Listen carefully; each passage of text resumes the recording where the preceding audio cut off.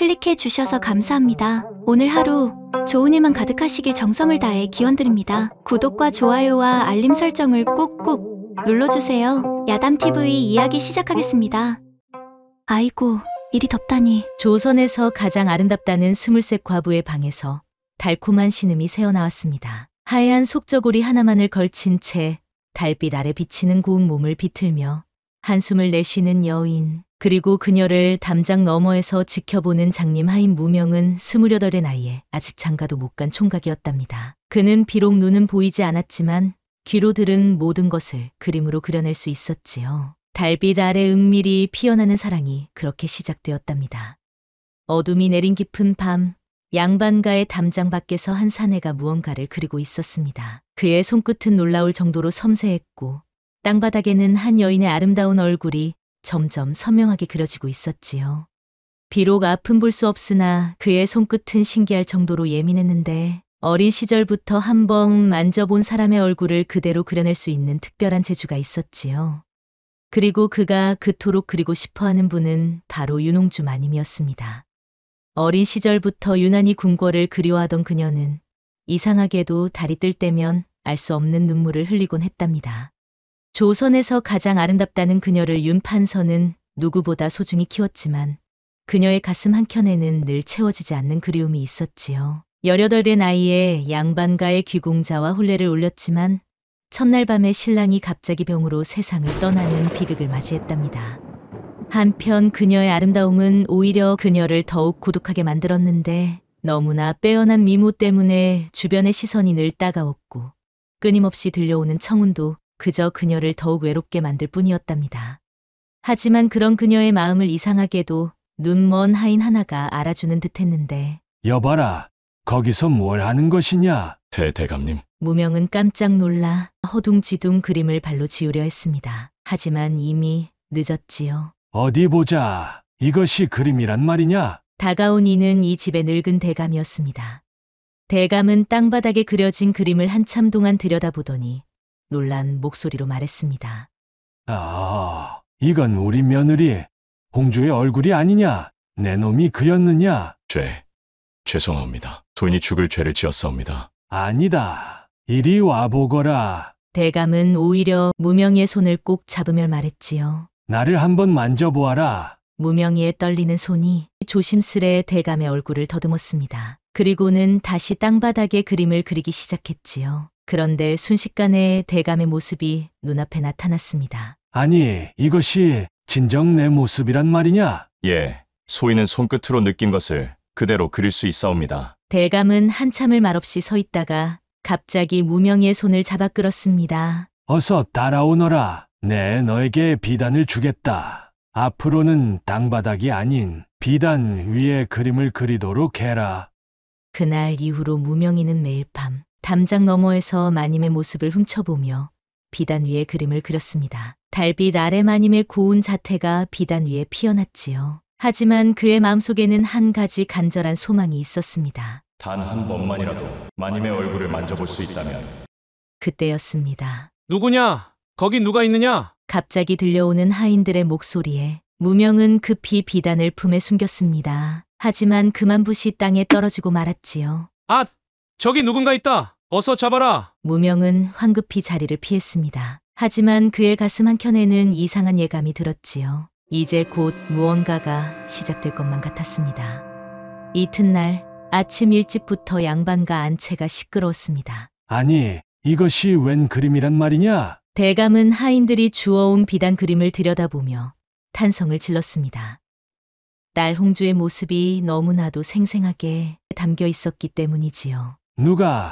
누가 이런 그림을 그렸단 말이냐? 무명이냐? 무명은 부엌 한켠에서 떨리는 마음으로 이 소란을 듣고 있었는데 그때 마님의 방에서 달콤한 목소리가 들려왔지요. 아버님, 그림이 마음에 드시나 보네요? 그려, 내 모습이 꼭 살아있는 듯하구나. 이런 그림을 그릴 수 있는 이는 무명이 뿐인데 얼마 전에 무명이의 그림을 보고 내가 비단을 주었단다. 아버님, 저도 무명이의 특별한 재주를 전부터 알고 있었답니다. 얼마 전 제가 지나가는 걸 보고 그린 그림이 정말 신기했거든요. 뭐라고? 그놈이 감히 널 몰래? 아니에요, 아버님. 제가 직접 그의 재주를 시험해보고 싶었답니다. 다만 아직 제 얼굴을 만져보게 하지는 않았지요. 마님의 말씀에 대감의 안색이 조금 누그러졌습니다. 사실 홍주는 며칠 전부터 이상한 꿈을 꾸고 있었습니다. 달빛 아래서 누군가가 자신의 모든 아픔을 이해해주는 꿈이었지요. 그리고 지금 이 그림을 보는 순간 가슴이 떨려왔는데 그림 속에는 자신의 외로움이 고스란히 담겨 있었기 때문이지요. 그래도 한번 불러보아라. 잠시 후 떨리는 발걸음으로 대청마루에 올라선 무명. 그의 코끝에는 마님의 은은한 향내가 스치고 있었지요. 무명아, 내 솜씨가 보통이 아닌 건 내 진즉에 알고 있었다. 앞으로는 몰래 그리지 말고 마님의 초상화를 정식으로 그려보거라.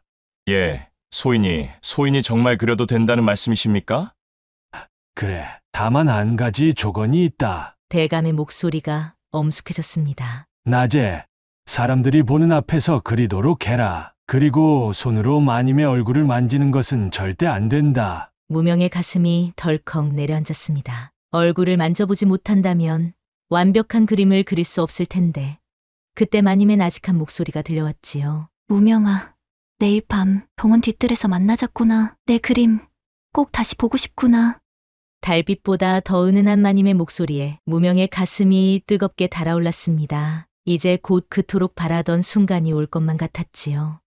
이튿날 밤 달빛이 구름에 가려 더욱 어두워진 뒤뜰. 무명은 마음을 진정시키지 못한 채 서성이고 있었습니다. 혹시 마님께서 오시지 않으면 어쩌나?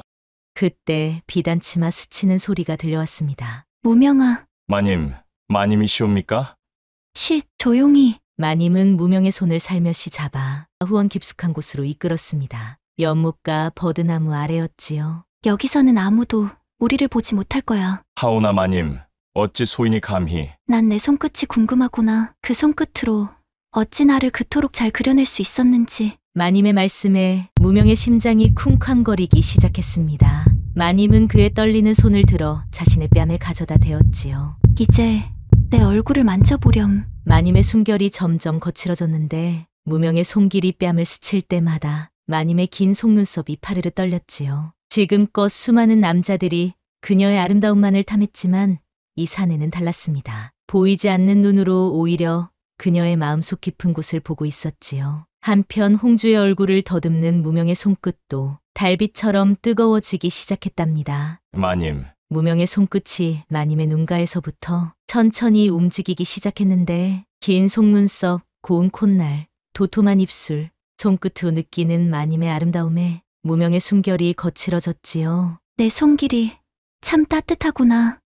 홍주의 가녀린 숨결이 무명의 손등을 간지럽혔습니다. 달빛 아래 고요한 연못가에는 두 사람의 떨리는 숨소리만이 가득했고 버드립 사이로 스미는 달빛은 마치 홍주의 하얀 살결처럼 은은히 빛났지요. 이제 나의 진짜 모습을 그려줄 수 있겠니? 예, 마님의 모든 것을 이 손끝으로 담아내겠사옵니다. 그날 밤 버드나무 아래서 새로운 사랑이 시작되었답니다. 이제 비단을 펼쳐보렴. 마님의 말씀에 무명은 떨리는 손으로 품속에서 비단을 꺼냈습니다. 달빛 아래 하얀 비단이 바스락거리는 소리가 들렸지요. 마님, 이제 그리기 시작하겠사옵니다. 무명의 손끝이 비단 위를 스치기 시작했습니다. 좀 전 손끝으로 느낀 마님의 모든 것이 그의 붓끝으로 옮겨졌지요. 아, 정말 신기하구나. 마님은 숨죽여 그림이 그려지는 모습을 지켜보았습니다. 이렇게나 내 모습을 잘 알다니 심장이 떨리는구나. 마님의 달콤한 한숨 소리에 무명의 붓질이 잠시 멈칫했습니다. 그의 귀에는 마님의 심장 소리까지 들리는 듯했지요. 소인의 그림이 마님 마음에 드시옵니까? 그림만이 아니란다. 내 마음도 보이는 듯하구나. 마님은 조심스레 무명의 손을 잡았습니다. 그 순간 붓이 떨어지고 두 사람의 그림자가 떨리기 시작했지요. 마님, 오늘 밤이 지나면 우리는 다시 마님과 하인으로 돌아가야 하겠지? 예, 하지만 내 마음속에는 이 순간이 영원히 남을 것 같구나. 마님의 긴 속눈썹에 이슬이 맺히자 무명은 떨리는 손끝으로 그 이슬을 닦아주었지요. 소인의 마음속에도 영원히 마님의 모습이 그려져 있을 것이옵니다. 달빛은 점점 짙어졌고 연못가에 피어난 이 위험한 사랑의 시작을 아무도 몰랐지요. 그날 이후로 무명과 마님의 은밀한 만남은 계속되었습니다. 낮에는 사람들 앞에서 초상화를 그리는 척하고 밤이면 후원 깊숙한 곳에서 진짜 초상화를 그렸지요. 매일 밤 이어진 만남 속에서 두 사람의 마음은 더욱 깊어졌습니다. 무명에게는 홍주의 한숨 소리조차도 한 폭의 그림이 되어갔고, 홍주에게는 무명의 손길이 영혼까지 어루만지는 듯했지요. 마님, 오늘은 어제보다 더 고우십니다. 아이 참, 날마다 그렇게 말하는구나. 날마다 더욱 고와지시니 어찌 그 말씀을 안을 수 있겠습니까? 마님은 미소를 지으며 무명의 손을 잡아 자신의 뺨에 가져다 대었습니다. 그럼 오늘은 내 얼굴이 어제와 어떻게 다른지 말해보렴. 눈가가 조금 달라지셨습니다. 눈가가? 어떻게? 웃으실 때마다 눈가에 잔잔한 물결이 있는 듯한데 오늘은 그 물결이 더 깊어지셨사옵니다. 마님의 숨결이 부드럽게 흔들렸습니다. 무명의 손끝은 이제 마님의 눈가를 완벽하게 알고 있었지요. 이제는 더 이상 손으로 만지지 않아도 그릴 수 있을 것 같사옵니다. 어머나, 그럼 이제 내가 필요 없단 말이니? 아니옵니다. 그게 아니라 마님, 혹시 왜 그러느냐? 무언가 더 그리고 싶은 게 있느냐? 마치 무명의 의중을 아는 듯한 마님의 목소리가 은은하게 떨리자 무명의 가슴이 쿵쾅거렸지요. 마님의 모든 것을 그리고 싶사옵니다. 그런데 잠시 뒤 홍주가 무명이 앞에 살며시 눕는 게 아니겠습니까? 이렇게 누워있으면 되느냐? 그날 밤 비단치마 스치는 소리와 속저고리가 살며시 벗겨지는 소리, 무명 귀에는 모든 것이 그림이 되어 그려졌습니다. 마님의 떨리는 숨결, 달빛 아래 은은히 비치는 하얀 어깨, 물결처럼 흐르는 긴 머리카락까지 그의 손끝은 마님의 아름다움을 고스란히 담아내고 있었지요. 그날 이후 밤이 깊어지면 홍주와 무명은 매일 밤 만나 비단 위에 더욱 야릇한 그림들을 그려갔답니다. 그런데 무명아, 요즘 이상한 일이 있구나. 예? 내가 그린 그림들 말이야. 아무리 찾아봐도 보이지 않는단다. 소인이 매일 밤 그린 그림들 말씀이십니까? 그래. 낮에 그린 그림은 대청마루에 걸려있는데 밤에 그린 그림들은 마치 그림자처럼 사라져버렸어. 무명의 얼굴이 굳어졌습니다. 분명 매일 밤 그린 그림들을 마님의 수진각 벽장 속에 보관했었는데 그의 머릿속에는 수많은 생각이 스쳐 지나갔습니다. 그림들이 잘못된 사람의 손에 들어간다면 마님의 명예는 땅에 떨어지고 말 것이었습니다. 자신의 목숨쯤은 내놓을 수 있었지만 마님의 평판이 훼손되는 것만큼은 견딜 수 없었지요. 더구나 그 그림들 속에는 달빛 아래 속저고리 하나만 걸친 채 누워 계시던 마님의 야릇한 모습들이 고스란히 담겨 있었습니다. 마님, 혹시 그때였습니다. 갑자기 발걸음 소리가 들려왔는데 누군가가 그들의 은밀한 만남을 눈치챈 것일까요? 무명은 급히 붓과 비단을 품 안에 숨겼습니다. 누구십니까? 무명의 떨리는 목소리가 밤 공기를 가르며 울렸습니다. 대답은 없었지만 누군가가 급히 달아나는 발자국 소리가 들렸지요. 이후로 밤마다 수상한 그림자들이 늘어났습니다. 마침 그때 대궐에서는 세자빈의 딸을 찾는다는 소문이 돌기 시작했고 신임, 대감과 우의정의 움직임도 분주해졌다고 합니다. 하지만 아무도 그 두 사건이 서로 연관되어 있다는 것을 알지 못했지요.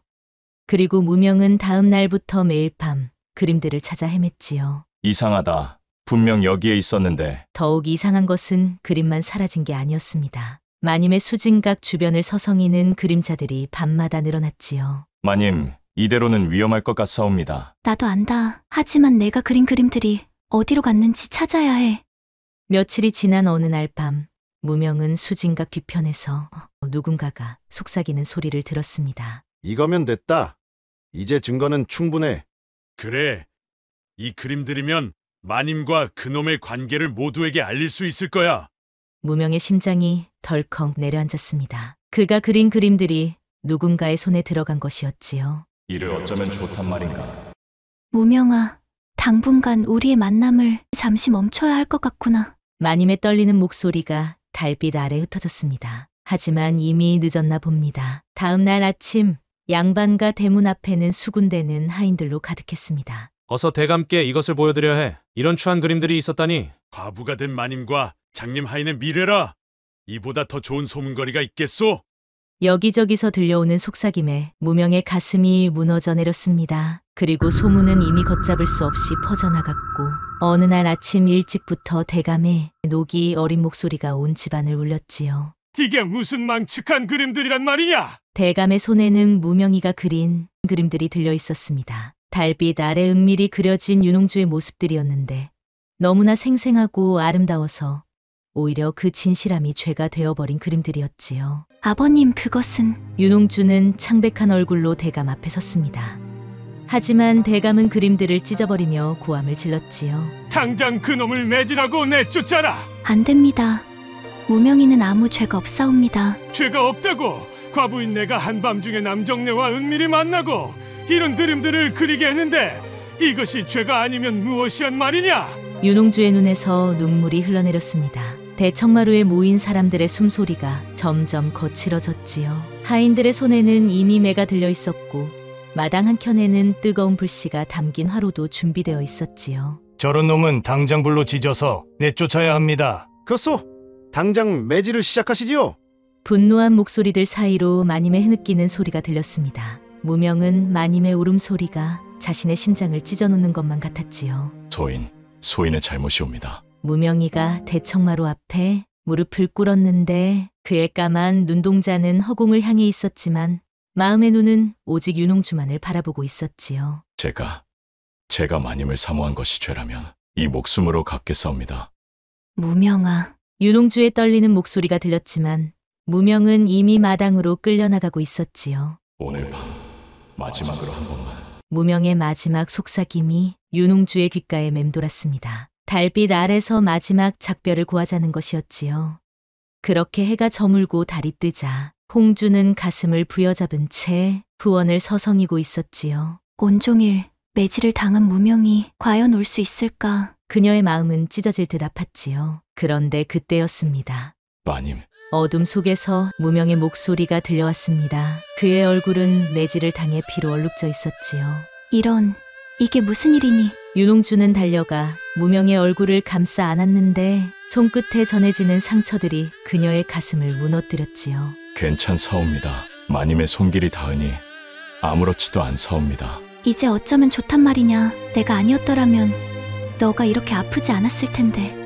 마님, 소인에게는 이 매질이 행복이옵니다. 그게 무슨 말이냐? 마님을 사랑할 수 있어 행복하고 마님의 아름다움을 그릴 수 있어 행복했사옵니다. 이제 마님을 2번 다시 만날 수 없다 해도 제 손끝에는 영원히 마님의 모습이 남아있을 것이옵니다. 윤홍주의 눈물이 달빛에 반짝였습니다. 무명은 조심스레 손을 뻗어 그 눈물을 닦아주었지요. 마님, 마지막으로 한 가지 청이 있사옵니다. 말만 하거라. 무엇이든 다 들어줄 테니. 이 눈먼 무명이가 마지막으로 한 번만 더 마님의 얼굴을 그리게 허락해 주시옵소서. 달빛은 두 사람의 슬픈 사랑을 지켜보며 구름 속으로 숨어들었지요. 그런데 갑자기 횃불빛이 어둠을 가르며 번쩍이는 게 아니겠습니까? 저기다. 장님 놈과 마님이 저기 있다. 어서 잡아라. 하인들이 달빛 아래 쏟아져 들어왔습니다. 무명은 본능적으로 마님을 감싸 안았지요. 마님, 어서 피하시옵소서. 하지만 이미 늦었습니다. 하인들이 순식간에 두 사람을 둘러쌌는데 그들의 손에는 무명이 그린 그림들이 들려 있었습니다. 그런데 무명의 손에 들린 마지막 그림마저 하인들이 거칠게 낚아챘는데 그 순간 찢어진 비단 사이로 무언가가 떨어졌지요. 이게 뭐지? 달빛 아래 반짝이는 옥패 하나, 그리고 그 안에 새겨진 글자가 포졸들의 눈에 들어왔습니다. 이 옥패는 그런데 그때 갑자기 정문 쪽에서 흰 수염을 기른 노인이 천천히 걸어 나왔지요. 대감, 이 늦은 시각에 어인일이십니까? 포졸들이 허리를 굽혔습니다. 노인은 바로 이 고을의 화서 대감이었지요. 평소 그림에 조예가 깊어 이름난 화가들과 교분이 두터웠다고 합니다. 저 옥패를 이리 가져오너라. 대감의 손에 옥패가 건네졌는데 옥패를 살피던 대감의 눈빛이 흔들렸지요. 이것은 분명 청운의 옥패로구나. 20해 전 그 악명 높은 화재 이후로 소식이 끊긴 청운의 화서 대감. 그 청운이라면 전설의 화가 청운대가를 말씀하시는 것입니까? 그렇다. 그리고 나는 바로 청운과 중마고우였다. 대감의 목소리가 떨렸습니다. 그는 무명에게 천천히 다가가더니 떨리는 손으로 그의 왼쪽 귀 뒤를 살폈지요. 역시 여기에 매화 모양의 부른 점이 있구나. 대감 마님, 그게 무슨 말씀이시옵니까? 20해 전 악명 높은 화재가 있었다. 그날 밤 청운의 아들이 사라졌지. 5살의 어린 나이에 연기를 마시고 눈을 다친 채로.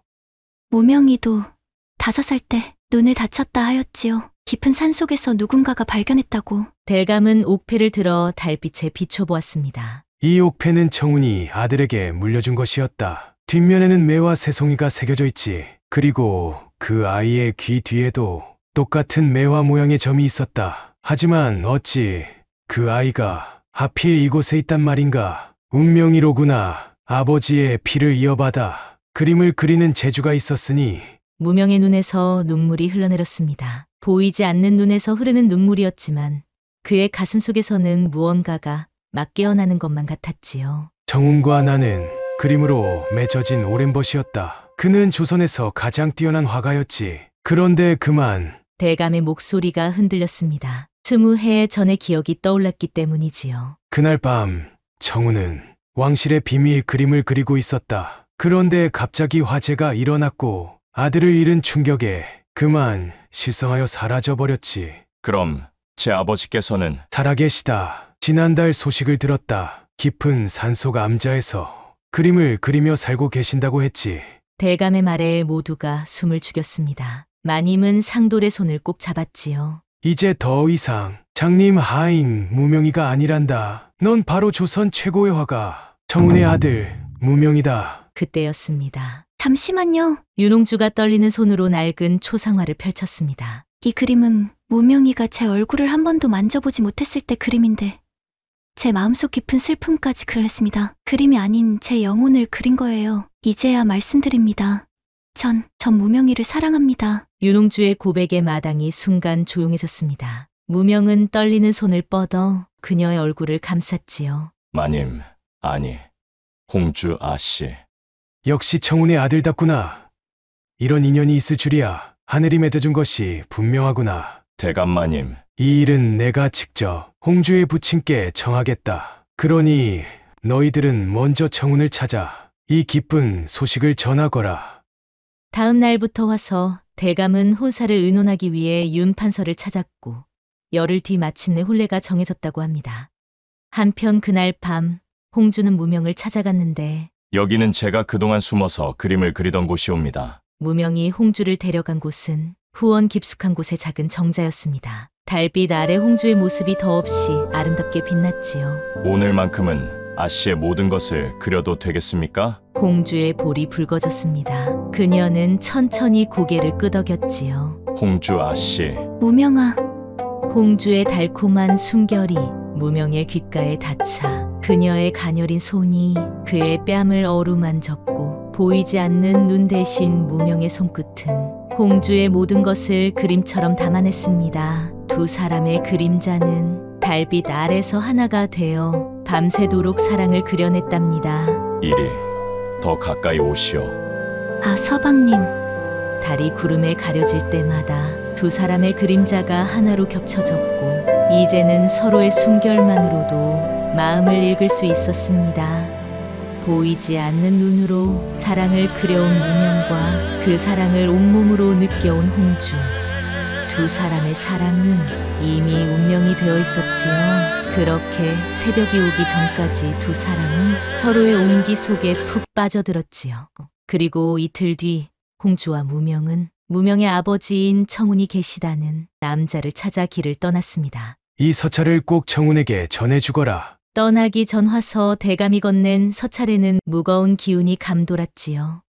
그런데 산길을 오르는 동안 이상한 일들이 계속되었습니다. 낯선 발자국 소리가 들리다 사라지고 검은 그림자가 나무 사이로 스치듯 지나갔지요. 누군가 우리를 따라오는 것 같지 않나요? 걱정 마시옵소서. 이제 다 온 듯합니다. 해가 저물 무렵 두 사람은 작은 암자에 도착했습니다. 달빛이 스며드는 처마 끝에 한 중년의 스님이 서 있었지요. 스님, 청운 화가님을 찾습니다만.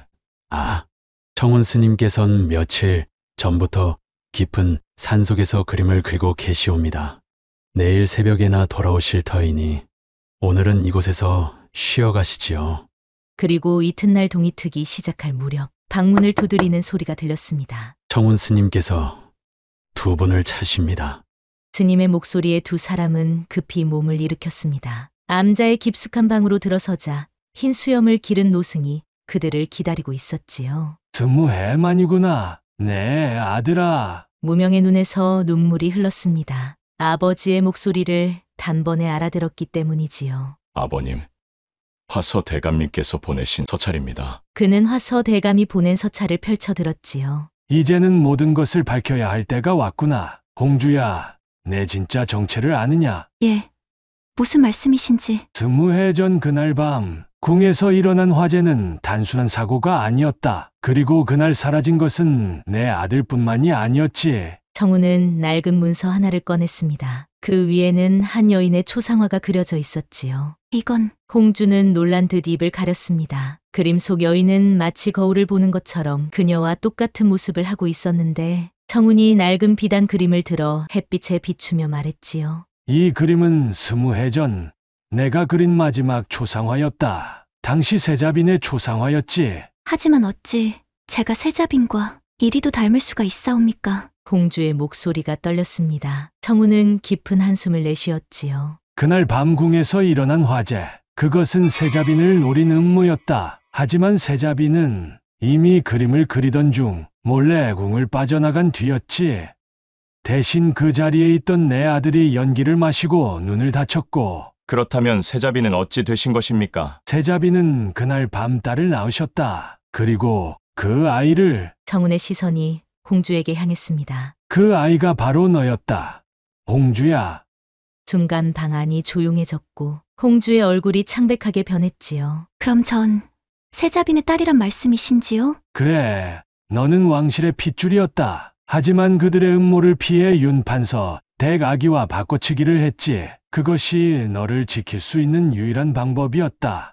정운이 또 다른 문서 하나를 꺼내 보였습니다. 이것은 그날 밤 세자빈께서 내게 남기신 유일한 증거다. 너의 왼쪽 어깨에는 매화 모양의 붉은 점이 있을 터. 그리고 그 옆으로 작은 달 모양의 점이 있지. 공주의 눈에서 눈물이 떨어지자 무명이 놀란 듯 그녀의 손을 잡았지요. 하지만 이제는 너를 노리는 자들이 다시 움직이기 시작했다. 화서 대감의 서찰에 의하면 당시 세자빈을 해하려 했던 자들이 아직도. 그때였습니다. 갑자기 암자 밖에서 발자국 소리가 들려왔지요.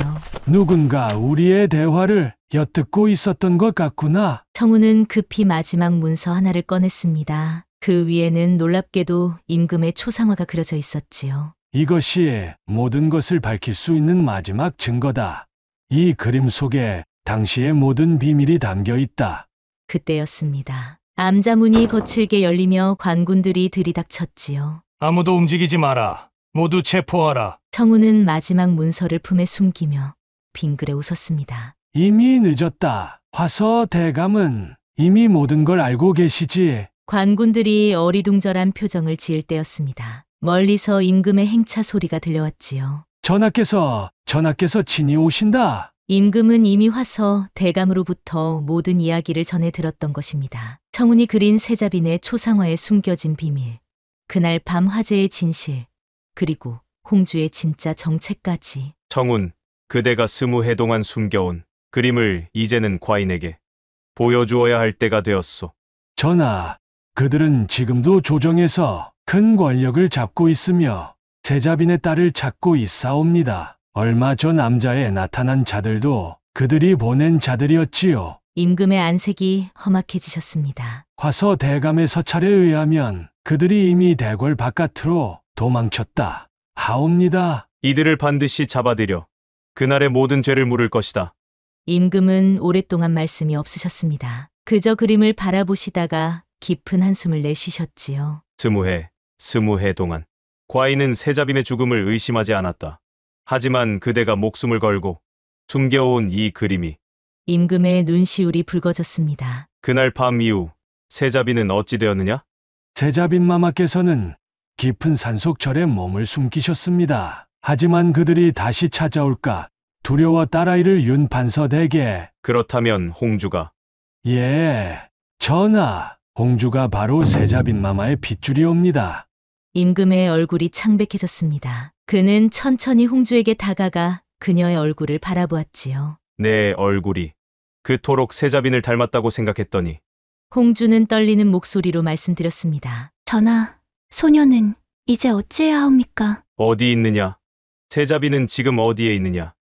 전하, 이 죄인 이제야 전하를 뵙습니다. 진정, 세자빈이요. 과인은 20해 동안 그대가 돌아오기만을 기다렸소. 전하, 소녀가 이리 오래 숨어 있었던 것은 이제는 모두 알고 있소. 그들이 꾸미는 모도, 그대가 겪어야 했던 고난도. 오늘 이 자리에서 과인이 하교하노라.